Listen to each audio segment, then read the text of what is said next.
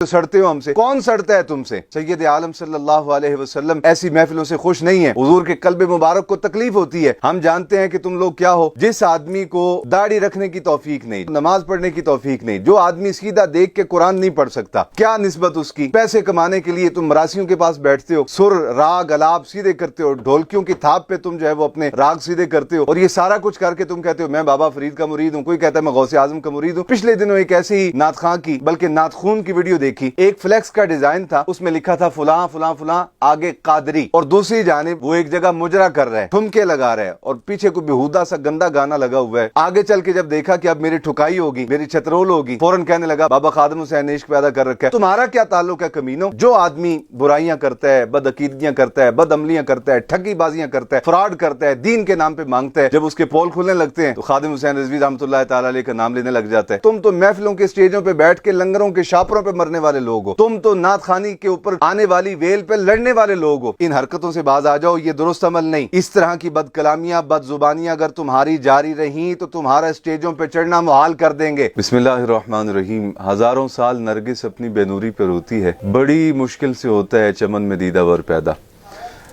दीनी इदारे में एक बच्चा जो बिस्मिल्लाह शरीफ पढ़ने के लिए उस्ताद की खिदमत में हाजिर होता है, उस्ताद उस पर मेहनत करते हैं, उसे कुरान पढ़ना सिखाते हैं, फिर कुरान हिफ्ज़ करवाते हैं। कुरान हिफ्ज़ करने के बाद उसे कुरान के क़वायद व ज़वाबित तजवीद की सूरत में पढ़ाए जाते हैं। फिर उसे दरसे निज़ामी पढ़ाया जाता है, जिसमें तफसीर, उसूल तफसीर, हदीस, उसूल हदीस, इल्म कलाम, इल्म मंतिक, इल्म फ़लसफ़ा, बलागत, सर्फ़ व नहव, इल्म फ़िक़्ह, बहुत सारे उलूम। कई साल की मेहनत के बाद वो बच्चा आलिम दीन बन के मुआशरे के सामने ज़ाहिर होता है, और फिर उसकी ज़िंदगी मुजाहदात से गुजरती है, रियाज़ात से गुजरती है, मुशक्क़तों से गुजरती है, तबलीग दीन में सरफ होती है, मखलूक के मसाइल सुनने में, उनके मसाइल सुन के कुरान व हदीस की रोशनी में हल करने में सरफ होती है, फतावाजात जारी करने में सरफ होती है। फिर जाके कोई शख्स मुफ्ती कहलाता है, और फिर उनमें से जब अल्लाह रब्बुल आलमीन किसी को मजीद बुलंदी अता फरमाता है तो उसे मुफ्ती आजम पाकिस्तान हजरत मुफ्ती मुनीबुर रहमान दामत बरकातुहुमुल आलिया के नाम से दुनिया जानती है। गुज़िश्ता दिनों हजरत मुफ्ती मुनीबुर रहमान साहब ने कराची में किसी एक जगह महफिल नात के सिलसिले में इस्लाह फरमाते हुए फरमाया कि देखो, प्रोग्राम जो है 2 घंटे से जायद नहीं होना चाहिए। फिर उसमें यह है कि संजीदगी कायम रहे, नात खानी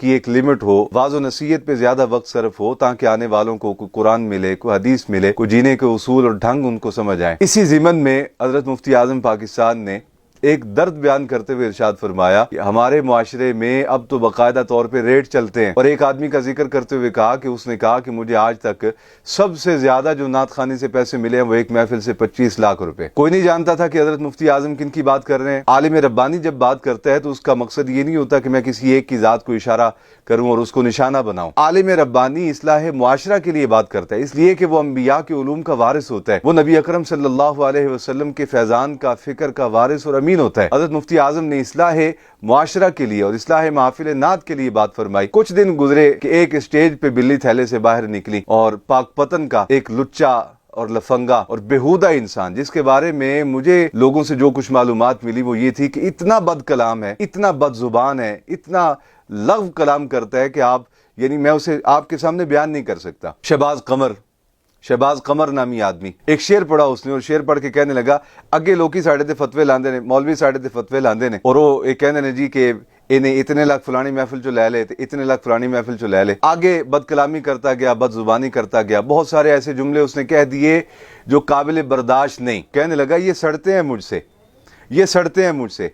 और मैं कहना चाहता हूँ वो बदबख्त आदमी और बदकलाम आदमी, सड़ता तो बंदा उससे है जिसमें कोई कमाल हो, मंगतों से कौन सड़ता है। और दूसरी बात यह है कि नबी पाक सल्लल्लाहु अलैहि वसल्लम के नाम पे लोगों को जमा करके इस तरह के कलाम सुनाना कि जो शिया के यहाँ पढ़े जाते हैं, अहले तशय्युओं के यहाँ पढ़े जाते हैं, रवाफिज के यहाँ पढ़े जाते हैं, ये कलाम तुमने ही तो पढ़ा था शियों के बाद आले सुन्नत के स्टेज पे, सुन्नियों की महफिल मिलाद में, सुन्नियों के यहाँ मौला मेरा भी घर होवे तो उत्ते अलमा दी छाव होवे। यानी तुम तो शीयत को प्रमोट कर रहे हो, और शीयत को प्रमोट करके फिर तुम हमारे असलाफ पे, हमारे बुजुर्गों पे, उन मुकद्दस नफूस पे उंगली उठाते हो कि जिनकी खिदमात इतनी है कि तुम जैसे करोड़ों भी एक तरफ रखे जाएं तो उनके कदमों की खाक जो है वो तुमसे अफजल है और आला है। मुफ्ती आजम पाकिस्तान हजरत मुफ्ती मुनीबुर रहमान साहब मेरे उस्ताद नहीं, जिन बुजुर्गों के पास वो पढ़ते रहे हैं, मैं भी उन्हीं बुजुर्गों का खिदमत गुजार हूँ और उन्हीं से फैज हासिल किया है। मेरे उस्ताद नहीं है कि कोई बंदा ये कहे कल को कि जनाब पीर साहब जो है उनके उस्ताद हैं हजरत मुफ्ती साहब, تو اپنے استاذ کی سائڈ لے رہے ہیں. میں عالم ربانی کی بات کر رہا ہوں, ان کے اندر جو صفات ہیں ان کی بات کر رہا ہوں. تمہاری کیا حیثیت ہے, تمہاری کیا اوقات ہے؟ تمہارے بارے میں تو لوگ بہت کچھ کہہ دیتے ہیں, ہم وہ نہیں کہنا چاہتے جو تمہارا ذاتی معاملہ ہے, تمہارا اور تمہارے رب کا. تمہاری راتیں کیسی گزرتی ہیں, تمہارے دن کیسے گزرتے ہیں, ہم اس پہ کلام نہیں کرنا چاہتے. تمہاری مجلس کیسی ہوتی ہے, تمہاری تنہائی کیسی ہوتی ہے, ہم اس پہ بات نہیں کرنا چاہتے.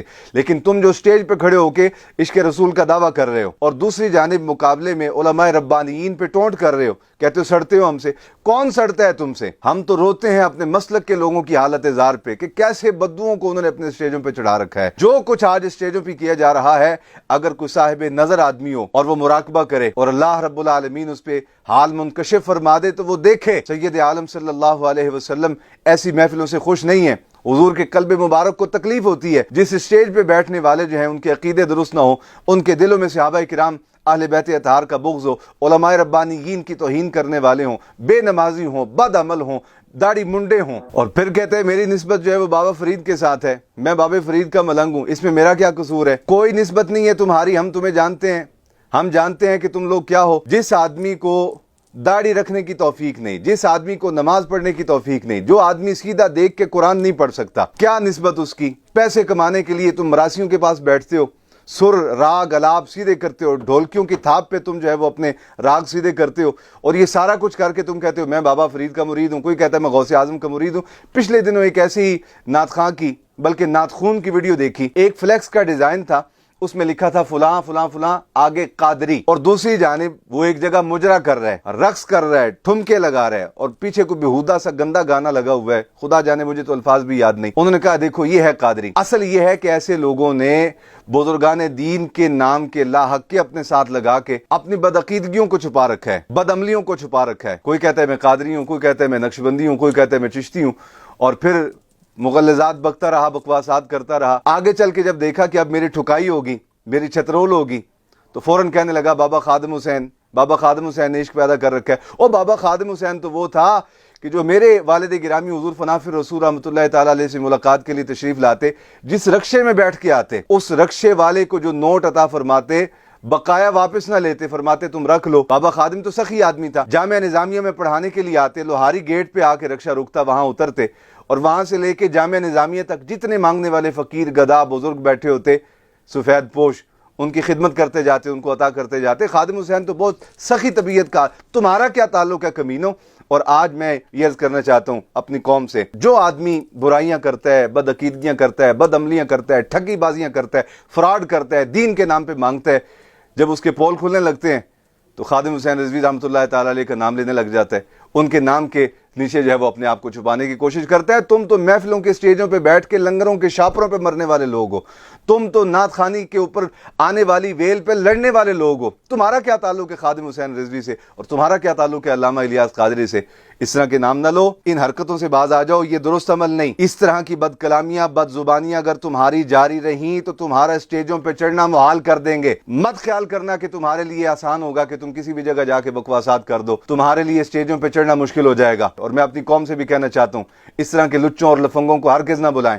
بد عمل, بد کردار, بد زبان, بد کلام, تنہائیاں ان کی ناپاک, خدا جانے کس کس حالت میں یہ لوگ رہتے ہیں, اور پھر عشق رسول کا دعویٰ کرتے ہیں. اور سٹیج پہ, جس سٹیج پہ کھڑے ہو کے جھوٹے عشق رسول کا دعویٰ کر رہے ہوتے ہیں, اس سٹیج پہ کھڑے ہونے کے 4-4 لاکھ روپے انہوں نے فیس مانگی ہوتی ہے. اور بلانے والے بھی وہ عیاش لوگ جنہوں نے پتہ نہیں کیا کچھ کر رکھا ہوتا ہے. سال میں ایک بڑی محفل انہوں نے کرنی ہوتی ہے, اور ان کا بھی مقصد یہ ہوتا ہے تاکہ پتہ چل جائے معاشرے میں. حاجی صاحب جو ہیں وہ ماشاءاللہ بہت بڑے عاشق رسول ہیں.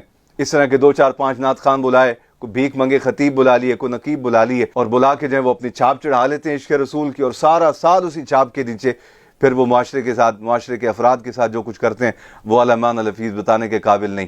ہماری زبان جلتی ہے, دل کڑتا ہے ہمارا, کیسے لوگوں کے سامنے وہ چیزیں بیان کر دیں.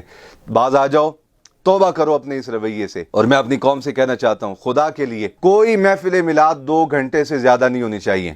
ابتدا میں تھوڑا سا ہلکا ذکر ہو, اس کے بعد 1 آیت 2 آیات کی تلاوت ہو, اور اس کے بعد قصیدہ بردہ شریف کے 2 سے 3 اشعار, اور امام احمد رضا رحمۃ اللہ تعالیٰ علیہ کے کلام کے 2-4 اشعار بس پڑھے جائیں. اس کے بعد واعظ و نصیحت کیا جائے, اور درس و تدریس کے بعد درود و سلام پڑھا جائے, دعا ہو جائے, لنگر شریف کھلایا جائے, مہمانوں کی اجازت دی جائے. میں ابھی ریسنٹلی 2 دن پہلے ایک محفل میں گیا, اسٹیج پہ بیٹھا ہوا تھا, اتنا تیز ساؤنڈ لگا رکھا تھا, اور نقیب صاحب جو ہیں صحیح فرماتے ہیں حضور مفتی اعظم پاکستان کی، یہ نقیب نقب لگاتے ہیں۔ نقیب صاحب مائک ہاتھ میں ہیں اور آنکھیں بند ہیں اور شور مچا رہے ہیں، چیختے جا رہے ہیں، چنگھاڑتے جا رہے ہیں، چلاتے جا رہے ہیں، حتیٰ کہ اتنی درد شروع ہو گئی میرے کان میں کہ میں نے ٹیشو پیپر نکالا اور کان میں رکھا اور میں نے محسوس کیا میری ہارٹ بیٹ تیز ہو گئی ہے۔ میں نے بالآخر ان سے کہا بھائی خدا کے لیے کچھ ساؤنڈ ہلکا کرو، آگے ڈبے ادھر ڈبے، سٹیج چھوٹا سا سٹیج 6 ڈبے اس پہ لگا رکھے ہیں اور وہ چنگھاڑ رہا ہے، چیخ رہا ہے، کوئی مقصد نہیں، بے ہنگم گفتگو، بے ربط گفتگو، کوئی نصیحت نہیں، کوئی پیغام نہیں اس میں امت کے لیے، صرف شور شرابہ، چینگ چنگھاڑ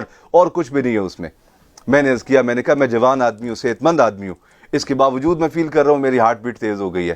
جو سٹیج پہ کوئی بزرگ آدمی بیٹھا ہوگا، ہارٹ پیشنٹ بیٹھا ہوگا، اس کی کیفیت کیا ہوگی؟ خدا کے لیے ترس کھائیں امت پہ، خدا کے لیے ترس کھائیں، خدا کے لیے رحم کریں اہل سنت پہ۔ میری قوم 2 گھنٹے سے کوئی پروگرام زیادہ نہیں ہونا چاہیے، اس میں مستند علماء کو بلائیں اور نقابت کی کوئی ضرورت نہیں۔ جس نے تلاوت کرنی ہے اس نے اللہ کا قرآن پڑھنا ہے، اللہ کا قرآن ہی سب سے بڑا تعارف ہے۔ جس نے نعت پڑھنی ہے اس نے آقا علیہ السلام کی حمد و ثنا کرنی ہے، آقا علیہ السلام کی تعریف ہی سب سے بڑا تعارف ہے۔ جس نے واز کرنا ہے اس نے اللہ اس کے رسول کے دین کو بیان کرنا ہے، اللہ اس کے رسول کا دین ہی سب سے بڑا تعارف ہے۔ کوئی ضرورت نہیں نقیبوں کی اور کوئی ضرورت نہیں رسمی نعت خانوں کی۔ اپنے بچوں کو تیار کریں، وہی قرآن پڑھیں، وہی آقا علیہ السلام کی نعت پڑھیں، علماء کو بلائیں، صحیح العقیدہ مستند علماء، ان کو بلا کے واز و نصیحت کروائیں۔ 2 گھنٹے میں پروگرام ختم۔ اللہ رب العالمین آپ کے رزق میں بھی وسعت عطا فرما دے گا، آپ کے عمل میں بھی برکت عطا فرما دے گا اور آپ کی مجلس میں آنے والے لوگ انشاءاللہ باعمل بن کے اٹھیں گے۔ بہت کچھ ہے کہنے کو، فی الحال میں اسی پہ اکتفا کرتا ہوں۔ اللہ رب العالمین اہل سنت و جماعت کی حالت زار پہ رحم فرمائے اور ایسی گدوں سے اہل سنت کے عقیدے کو محفوظ فرمائے اور اہل سنت کے اسٹیجوں سے محفوظ فرمائے۔